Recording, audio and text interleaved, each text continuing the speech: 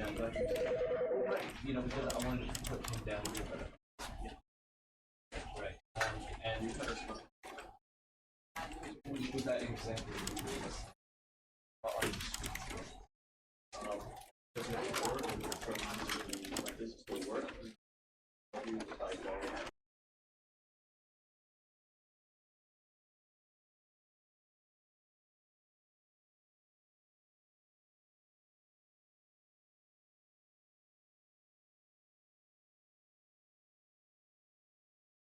This is the story of a man named Stanley. Stanley worked for a company in a big building where he was employee number 427. Employee number 427's job was simple. He sat at his desk in room 427 and he pushed buttons on a keyboard. Orders came to him through a monitor on his desk, telling him what buttons to push, how long to push them, and in what order. This is what employee 427 did every day of every month of every year. And although others might have considered it soul-rending, Stanley relished every moment that the orders came in, as though he had been made exactly for this job. And Stanley was happy.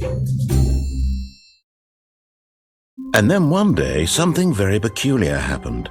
Something that would forever change Stanley. Something he would never quite forget. He had been at his desk for nearly an hour when he realized that not one single order had arrived on the monitor for him to follow. No one had showed up to give him instructions, call a meeting, or even say hi. Never in all his years at the company had this happened, this complete isolation. Something was very clearly wrong. Shocked, frozen solid, Stanley found himself unable to move for the longest time. But as he came to his wits and regained his senses, he got up from his desk and stepped out of his office.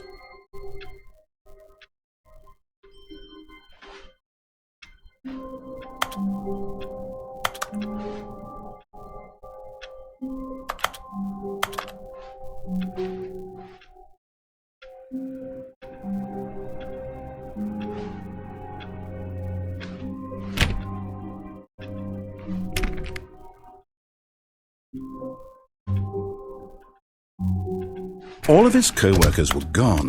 What could it mean? Stanley decided to go to the meeting room. Perhaps he had simply missed a memo.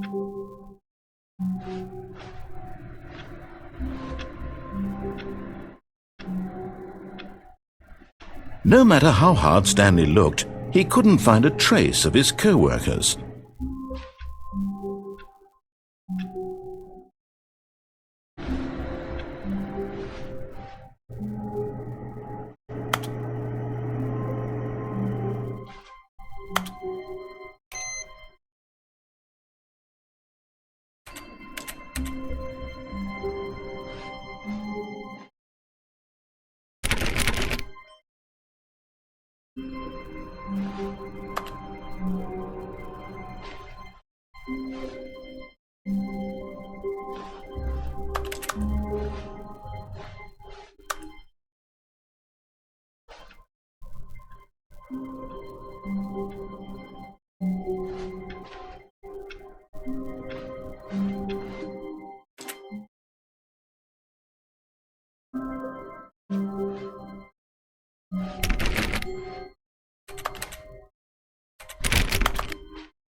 When Stanley came to a set of 2 open doors, he entered the door on his left.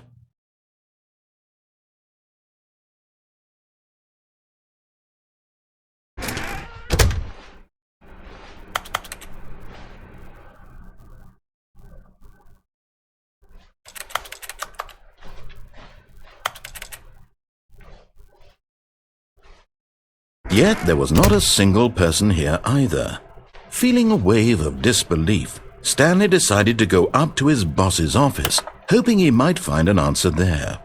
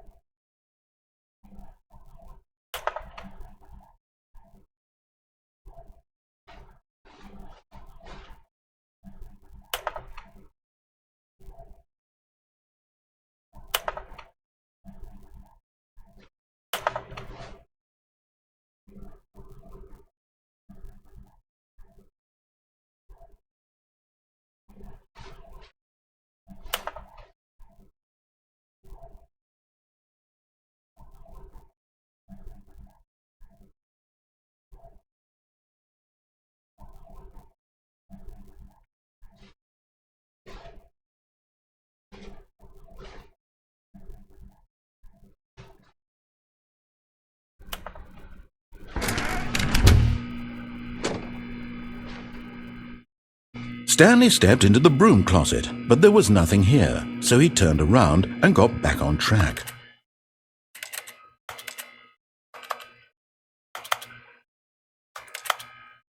There was nothing here, no choice to make, no path to follow, just an empty broom closet. No reason to still be here.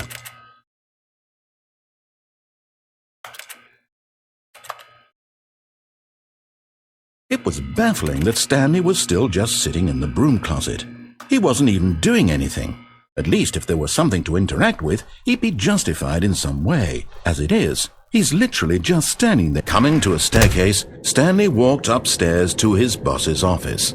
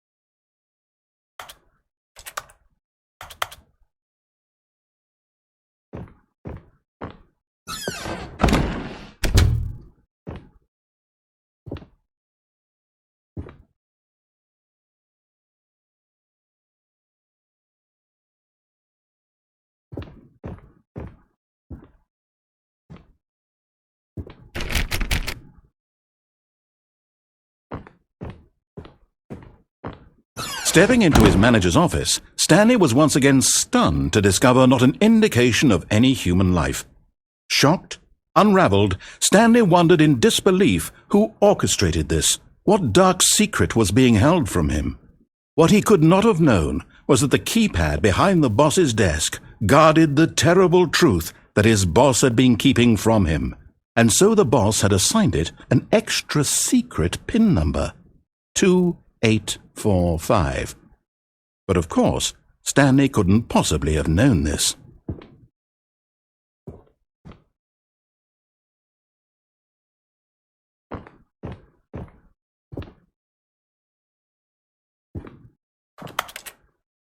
Stanley just sat around twiddling his thumbs. Trying to input anything on the device was useless, since he could never possibly know that the combination was 2845.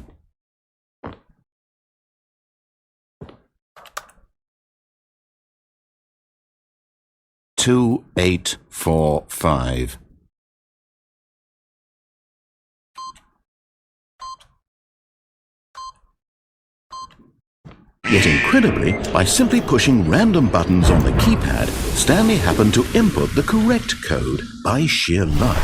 Amazing! He stepped into the newly opened passageway.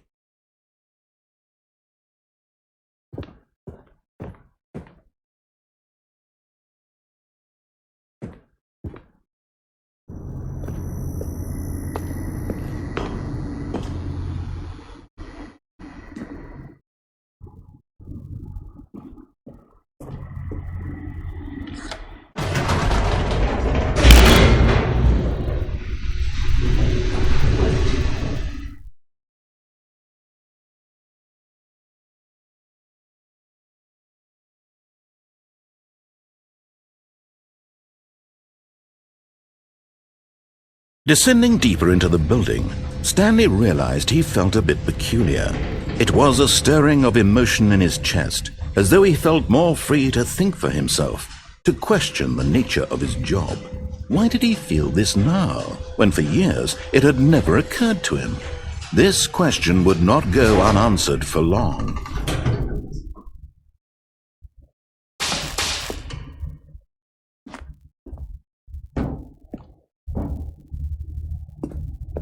Stanley walked straight ahead through the large door that read Mind Control Facility.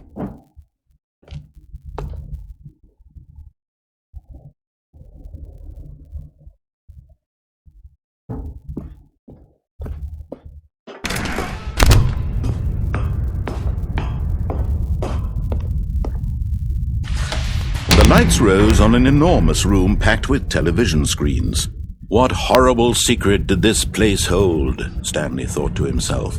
Did he have the strength to find out?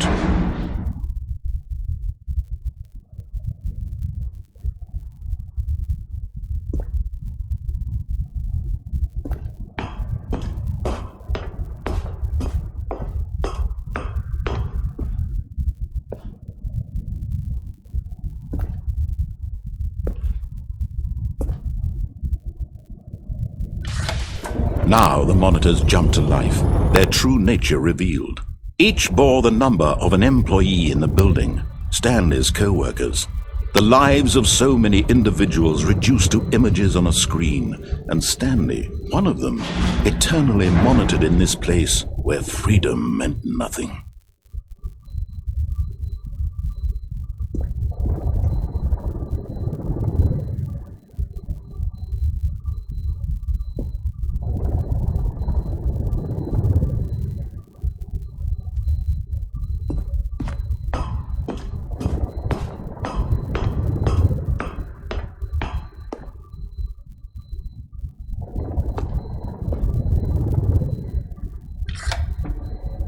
This mind control facility, it was too horrible to believe. It couldn't be true. Had Stanley really been under someone's control all this time?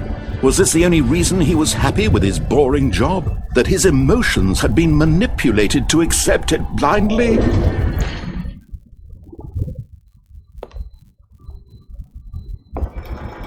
No, he refused to believe it. He couldn't accept it. His own life in someone else's control? Never! It was unthinkable. Wasn't it? Was it even possible? Had he truly spent his entire life utterly blind to the world?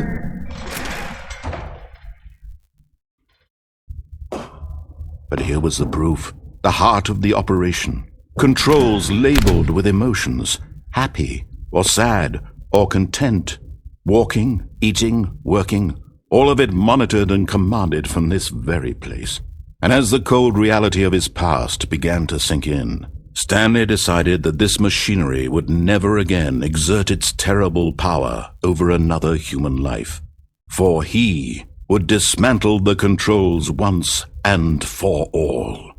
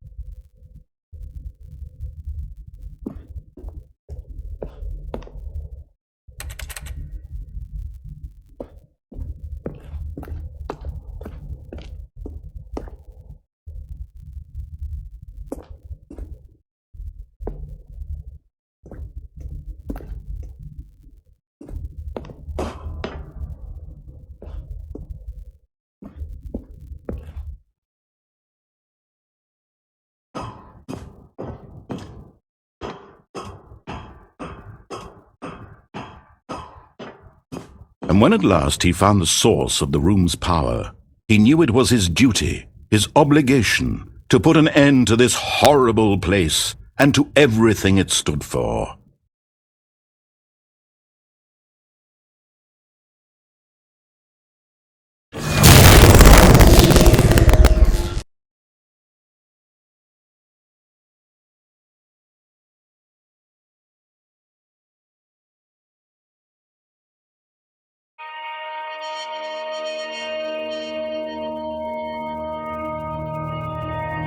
Blackness, and a rising chill of uncertainty. Was it over? Yes! He had won! He had defeated the machine, unshackled himself from someone else's command. Freedom was mere moments away.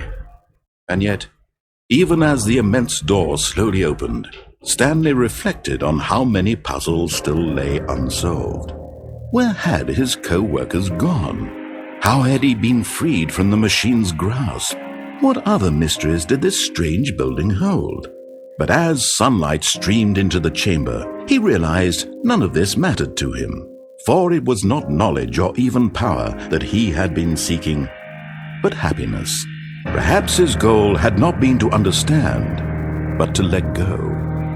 No longer would anyone tell him where to go, what to do, or how to feel. Whatever life he lives, it will be his. And that was all he needed to know.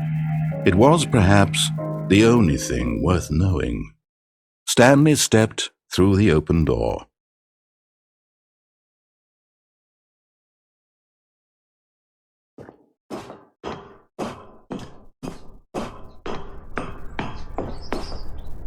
Stanley felt the cool breeze upon his skin, the feeling of liberation, the immense possibility of the new path before him.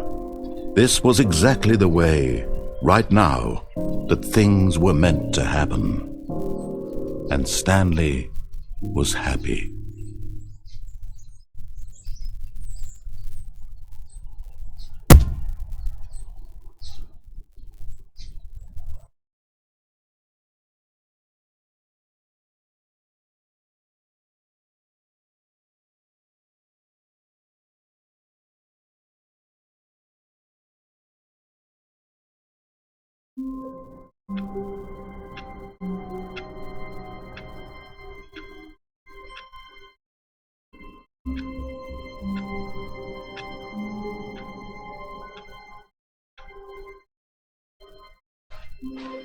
All of his co-workers were gone.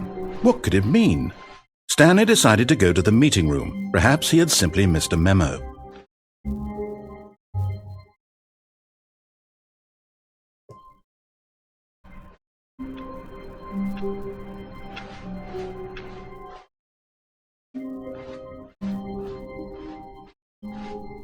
When Stanley came to a set of 2 open doors, he entered the door on his left.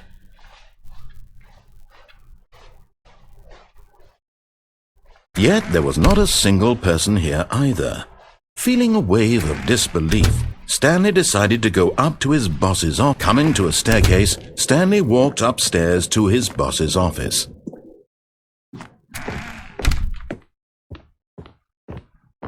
Stepping into his manager's office, Stanley was once again stunned to discover not an indication of any human life. What could it mean? Stanley wondered aloud to nobody. Stanley was in such a rush to get through the story as quickly as possible, he didn't even have a single minute to just let the narrator talk. That kind of anxiety isn't healthy, so he relaxed for a few moments with some calming New Age music.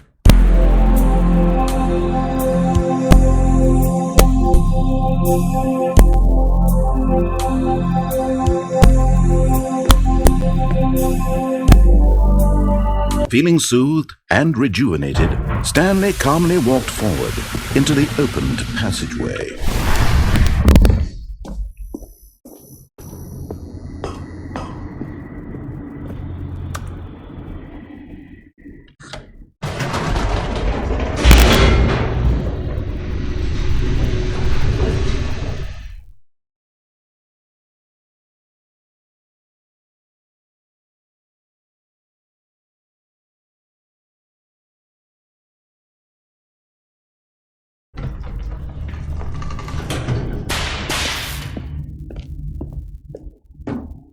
Stanley walked straight ahead through the large door that read Mind Control Facility.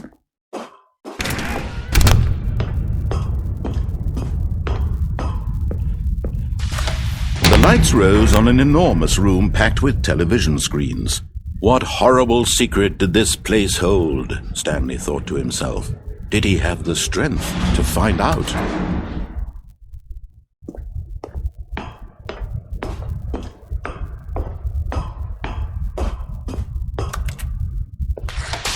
Now the monitors jumped to life, their true nature revealed.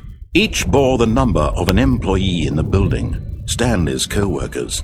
The lives of so many individuals reduced to images on a screen, and Stanley, one of them, eternally monitored in this place where freedom meant nothing.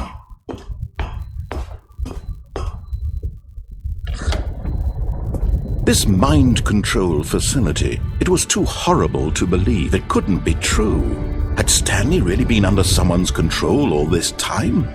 Was this the only reason he was happy with his boring job? That his emotions had been manipulated to accept it blindly? No, he refused to believe it. He couldn't accept it. His own life in someone else's control? Never! It was unthinkable. Wasn't it? Was it even possible? Had he truly spent his entire life utterly blind to the world? But here was the proof, the heart of the operation. Controls labeled with emotions, happy or sad or content, walking, eating, working, all of it monitored and commanded from this very place. And as the cold reality of his past began to sink in, Stanley decided that this machinery would never again exert. Oh, Stanley, you didn't just activate the controls, did you? After they kept you enslaved all these years, you go and you try to take control of the machine for yourself? Is that what you wanted? Control? Oh, Stanley, I applaud your effort, I really do. But you need to understand, there's only so much that machine can do. You were supposed to let it go, turn the controls off, and leave. If you want to throw my story off track, you're going to have to do much better than that. I'm afraid you don't have nearly the power you think you do. For example, and I believe you'll find this pertinent, Stanley suddenly realized he had just initiated the network's emergency detonation system. In the event that this machine is activated without proper DNA identification, nuclear detonators are set to explode, eliminating the entire complex. How long until detonation then? Let's say, 2 minutes. Now this is making things a little more fun, isn't it, Stanley? It's your time to shine. You are the star. It's your story now. Shape it to your heart's desires. Oh, this is much better than what I had in mind. What a shame we have so little time left to enjoy it. Mere moments until the bomb goes off. But what precious moments each one of them is. More time to talk about you, about me, where we're going, what all this means. I barely know where to start. What's that? You'd like to know where your co-workers are? A moment of solace before you're obliterated. All right, I'm in a good mood. You're going to die anyway. I'll tell you exactly what happened to them.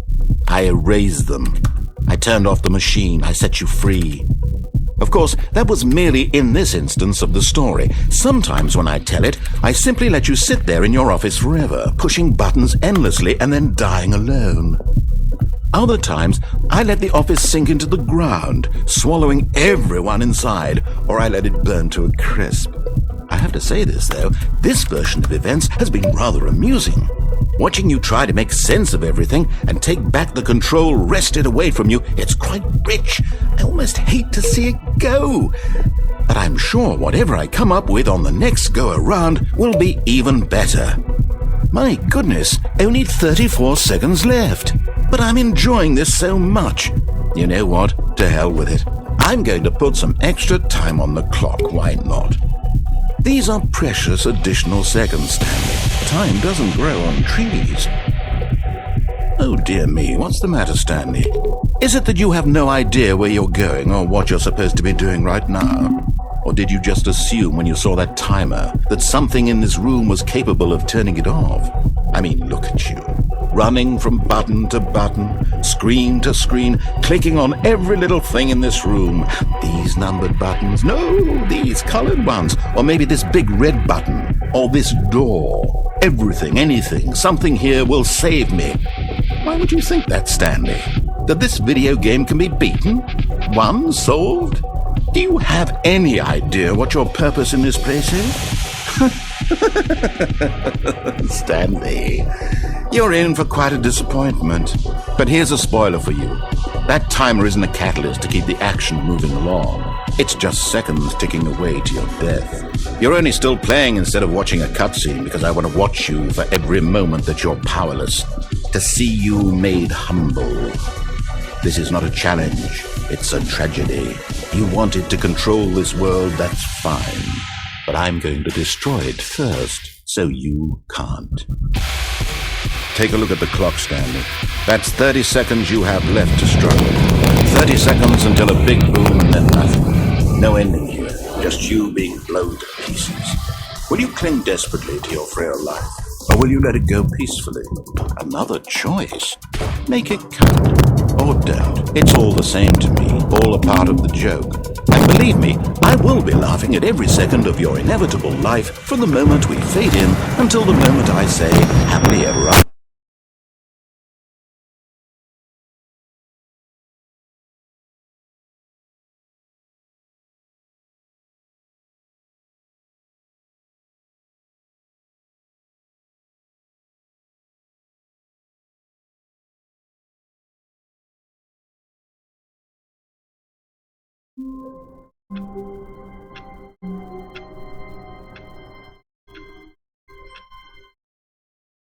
All of his co-workers were gone.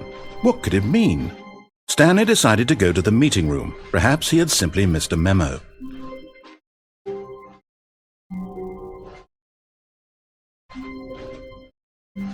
When Stanley came to a set of 2 open doors, this was not the correct way to the meeting room, and Stanley knew it perfectly well. Perhaps he wanted to stop by the employee lounge first, just to admire it. Ah, yes, truly a room worth admiring. But eager to get back to business, Stanley took the first open door on his left.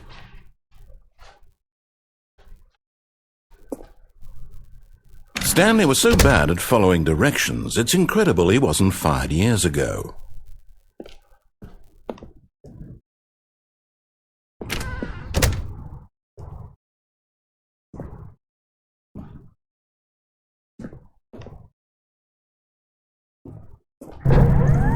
Look, Stanley, I think perhaps we've gotten off on the wrong foot here. I'm not your enemy, really, I'm not. I realize that investing your trust in someone else can be difficult, but the fact is that the story has been about nothing but you all this time. There's someone you've been neglecting, Stanley. Someone you've forgotten about. Please, stop trying to make every decision by yourself. Now, I'm not asking for me, I'm asking for her. This is it, Stanley. Your chance to redeem yourself, to put your work aside, to let her back into your life. She's been waiting.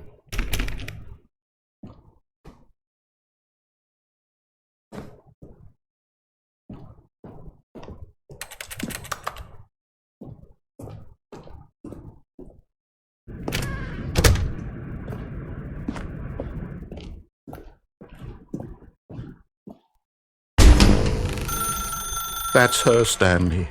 You need to be the one to do this, to reach out to her. If you can truly place your faith in...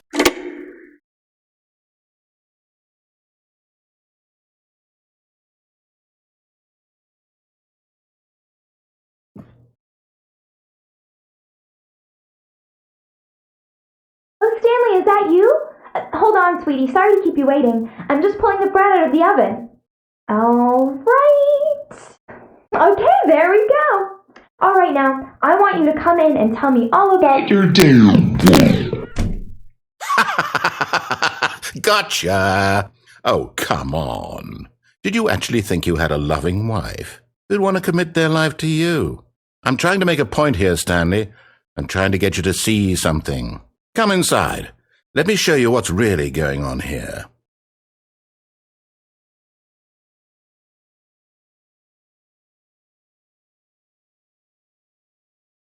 Sorry, but you're in my story now.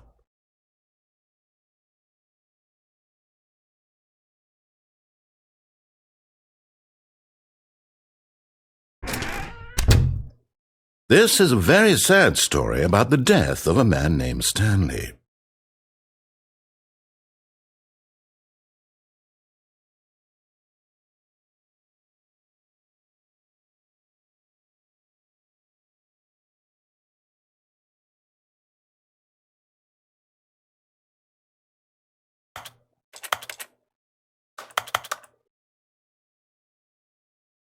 Stanley is quite a boring fellow.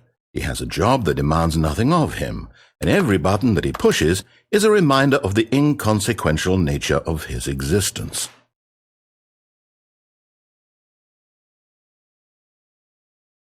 Look at him there, pushing buttons, doing exactly what he's told to do. Now he's pushing a button. Now he's eating lunch. Now he's going home. Now he's coming back to work. One might even feel sorry for him, except that he's chosen this life.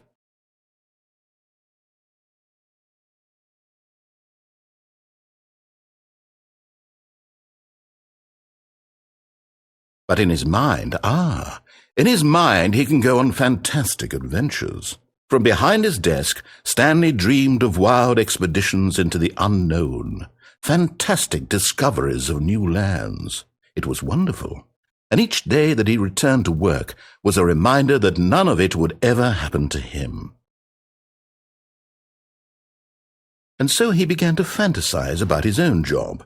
First, he imagined that one day while at work, he stepped up from his desk to realize that all of his co-workers, his boss, everyone in the building had suddenly vanished off the face of the earth. The thought excited him terribly.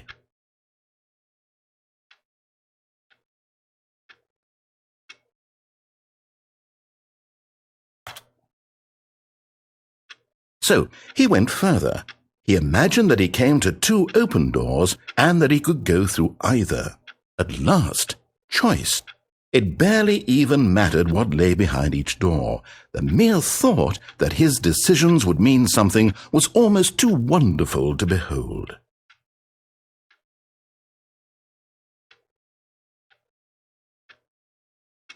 As he wandered through this fantasy world, he began to fill it with many possible paths and destinations.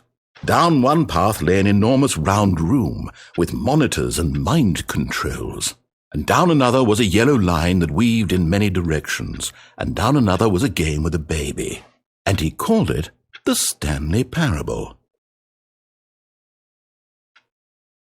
It was such a wonderful fantasy, and so in his head he relived it again, and then again, and again, over and over, wishing beyond hope that it would never end, that he might always feel this free. Surely there's an answer down some new path, mustn't there be? Perhaps if he played just one more time. But there is no answer. How could there possibly be? In reality, all he's doing is pushing the same buttons he always has. Nothing has changed. The longer he spends here, the more invested he gets, the more he forgets which life is the real one.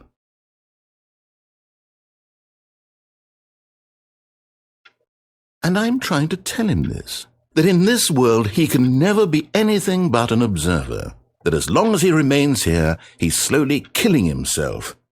But he won't listen to me. He won't stop. Here, watch this. Stanley, the next time the screen asks you to push a button, do not do it.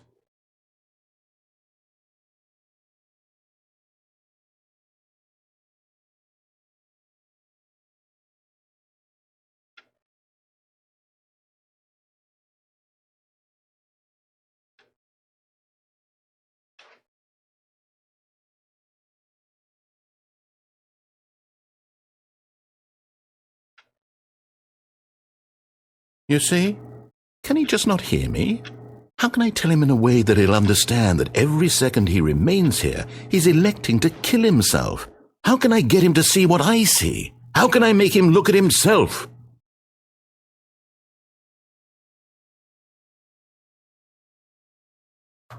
I suppose I can't, not in the way I want him to. But I don't make the rules. I simply play to my intended purpose, the same as Stanley. We're not so different, I suppose. I'll try once more to convey all this to him. I'm compelled to. I must. Perhaps Well, maybe this time he'll see. Maybe this time. And I tried again, and Stanley pushed a button. And I tried again, and Stanley pushed a button. And I tried.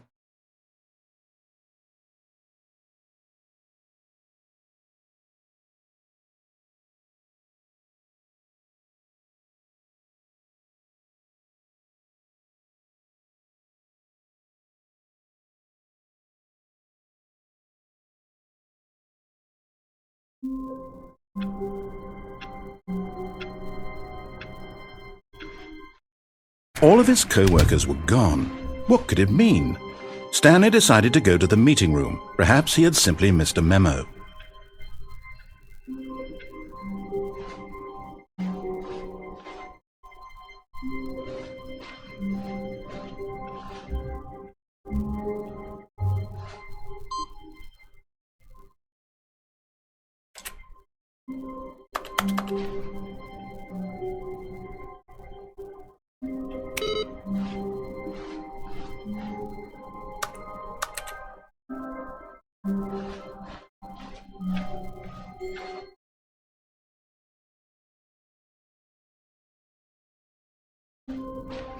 When Stanley came to a set of 2 open doors, he entered the door on his left.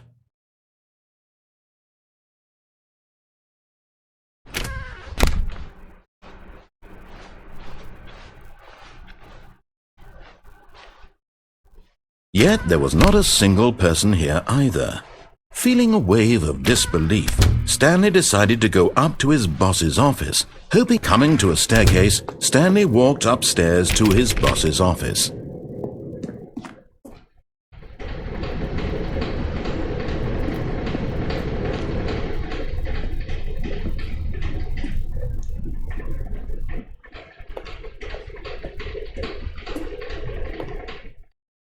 But Stanley just couldn't do it.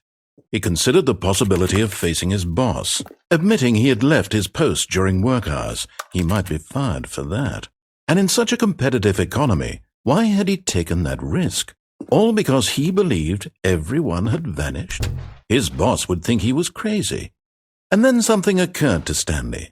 Maybe, he thought to himself, maybe I am crazy. All of my co-workers blinking mysteriously out of existence in a single moment for no reason at all? None of it made any logical sense. And as Stanley pondered this, he began to make other strange observations. For example, why couldn't he see his feet when he looked down? Why did doors close automatically behind him wherever he went? And for that matter, these rooms were starting to look pretty familiar. Were they simply repeating? No, Stanley said to himself, this is all too strange. This can't be real. And at last, he came to the conclusion that had been on the tip of his tongue. He just hadn't found the words for it. I'm dreaming! He yelled. This is all a dream. Oh, what a relief Stanley felt to have finally found an answer, an explanation. His co-workers weren't actually gone. He wasn't going to lose his job. He wasn't crazy after all. And he thought to himself, I suppose I'll wake up soon. I'll have to go back to my boring real-life job pushing buttons. I may as well enjoy this while I'm still lucid. So, he imagined himself flying and began to gently float above the ground. Then he imagined himself soaring through space on a magical starfield, and it too appeared. It was so much fun, and Stanley marveled that he had still not woken up. How was he remaining so lucid? And then perhaps the strangest question of them all entered Stanley's head. One he was amazed he hadn't asked himself sooner. Why is there a voice in my head dictating everything that I'm doing and thinking? Now the voice was describing itself being considered by Stanley, who found it particularly strange. I'm dreaming about a voice describing me, thinking about how it's describing my thoughts, he thought. And while he thought it all very odd and wondered if this voice spoke to all people in their dreams, the truth was that, of course, this was not a dream. How could it be? Was Stanley simply deceiving himself, believing that if he's asleep he doesn't have to take responsibility for himself? Stanley is as awake right now as he's ever been in his life. Now, hearing the voice speak these words was quite a shock to Stanley. After all, he knew for certain, beyond a doubt, that this was in fact a dream. Did the voice not see him float and make the magical stars just a moment ago? How else would the voice explain all that? This voice was a part of himself too. Surely, if he could just... He would prove it. He would prove that he was in control, that this was a dream. So he closed his eyes gently, and he invited himself to wake up. He felt the cool weight of the blanket on his skin, the press of the mattress on his back, the fresh air of a world outside this one. Let me wake up, he thought to himself. I'm through with this dream. I wish it to be over. Let me go back to my job. Let me continue pushing the buttons. Please, it's all I want. I want my apartment, and my wife, and my job. All I want is my life exactly the way it's always been. My life is normal. I am normal. Everything will be fine.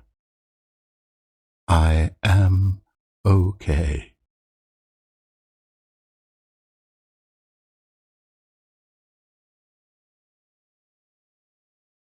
Stanley began screaming. Please, someone, wake me up. My name is Stanley. I have a boss. I have an office. I am real. Please, just someone tell me I am real. I must be real. I must be. Can anyone hear my voice? Who am I? Who am I? And everything went black.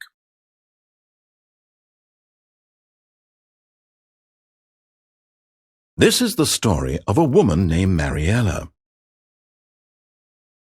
Mariella woke up on a day like any other. She arose, got dressed, gathered her belongings, and walked to her place of work. But on this particular day, her walk was interrupted by the body of a man who had stumbled through town talking and screaming to himself, and then collapsed dead on the sidewalk. And although she would soon turn to go call for an ambulance, for just a few brief moments she considered the strange man. He was obviously crazy. This much she knew. Everyone knows what crazy people look like. And in that moment, she thought to herself how lucky she was to be normal. I am sane. I am in control of my mind. I know what is real and what isn't. It was comforting to think this, and in a certain way, seeing this man made her feel better. But then she remembered the meeting she had scheduled for that day, the very important people whose impressions of her would affect her career, and by extension, the rest of her life. She had no time for this, so it was only a moment that she stood there, staring down at the body. And then she turned and ran.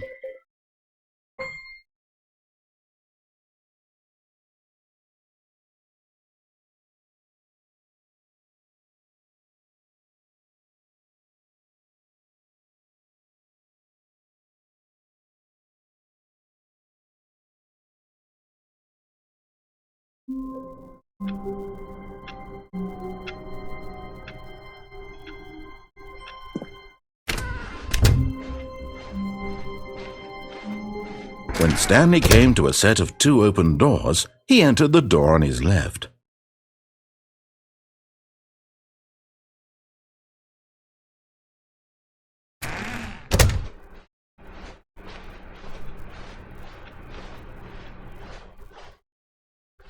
Yet there was not a single person here either.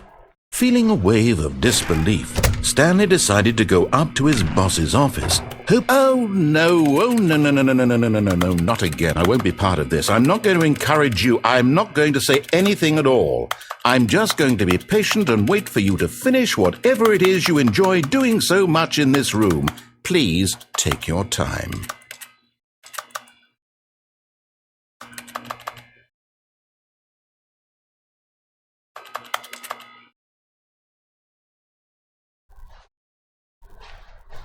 Coming to a staircase, Stanley walked upstairs to his boss's office.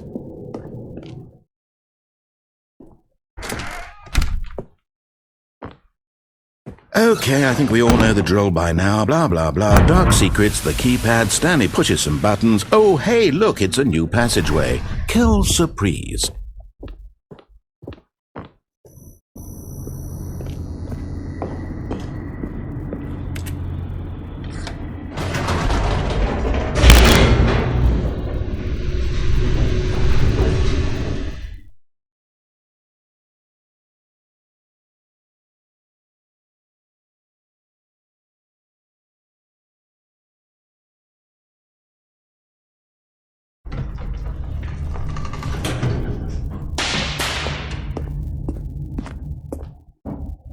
Stanley walked straight ahead through the large door that read Mind Control Facility. Although this passageway had the word escape written on it, the truth was that at the end of this hall, Stanley would meet his violent death. The door behind him was not shut. Stanley still had every opportunity to turn around and get back on track. At this point, Stanley was making a conscious, concerted effort to walk forward and willingly confront his death.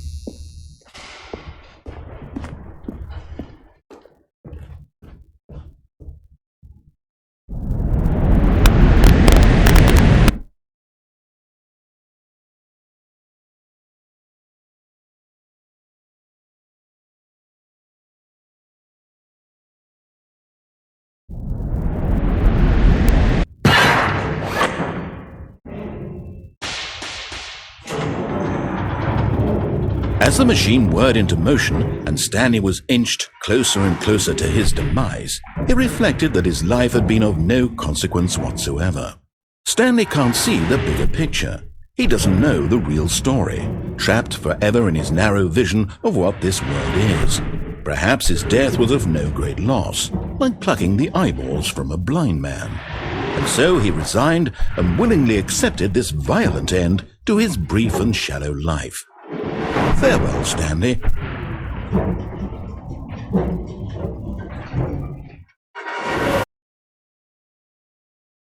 Farewell, Stanley, cried the narrator, as Stanley was led helplessly into the enormous metal jaws.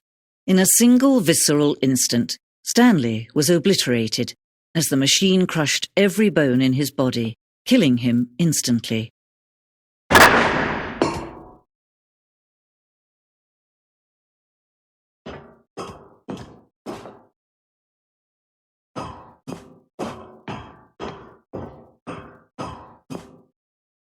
And yet it would be just a few minutes before Stanley would restart the game, back in his office, as alive as ever.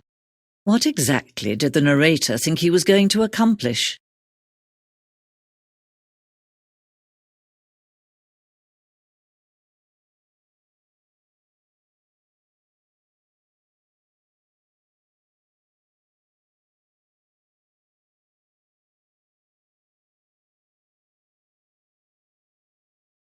When every path you can walk has been created for you long in advance, death becomes meaningless, making life the same.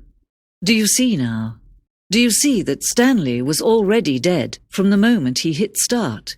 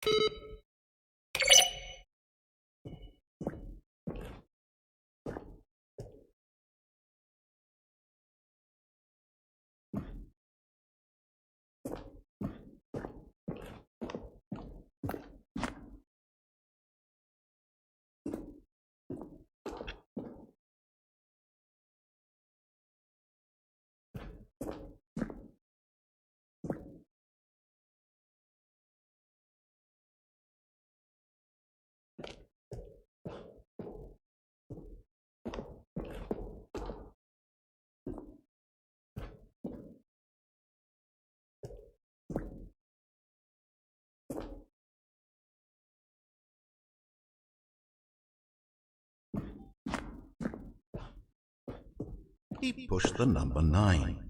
And finally, he pushed the number 9. Where were all of his co-workers?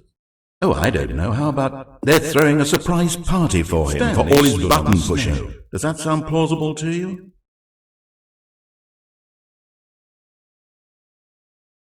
River.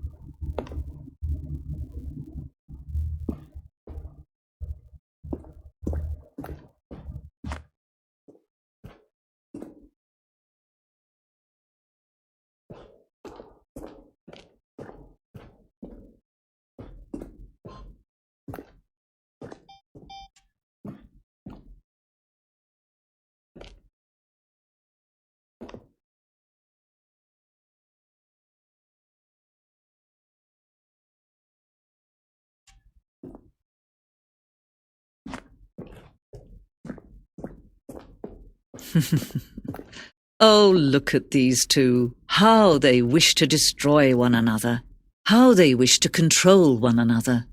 How they both wish to be free.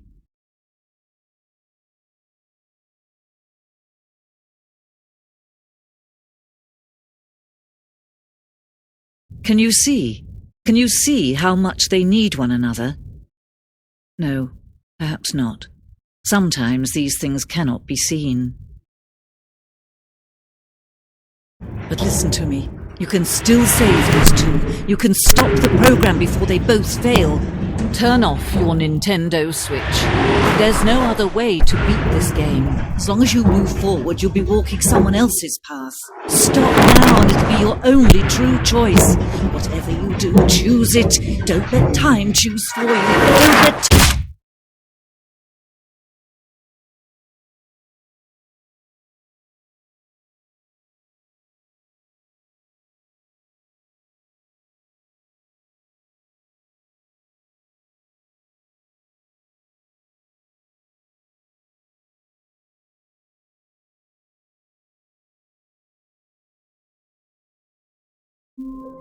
let